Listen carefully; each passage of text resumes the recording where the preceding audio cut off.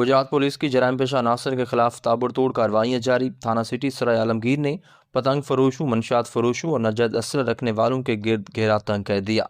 3 मुलजमान को गिरफ्तार करके भारी मिकदार में पतंगी, शराब और असलहा बरामद कर लिया गया। डॉक्टर अंसर फारूक मुगल की रिपोर्ट के मुताबिक DPO गुजरात महर मोहम्मद रियाज के अहकामात पर गुजरात पुलिस जराइम से पाक माशरे के लिए मुतहर्रिक है।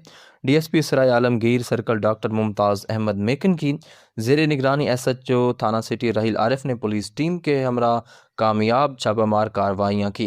कार्रवाई के दौरान 3 खतरनाक मुलजमान को धर लिया गया। पुलिस ने मुलजिम हसन से 20 पतंगें बरामद की, जबकि दूसरे मुलजिम कामरान फरीद के कब्जे से 10 लीटर शराब बरामद कर ली गई। एक और कार्रवाई में मुलजिम आमिर जावेद को गिरफ्तार करके उसके कब्जे से 32 बोर का रिवॉल्वर बरामद किया गया।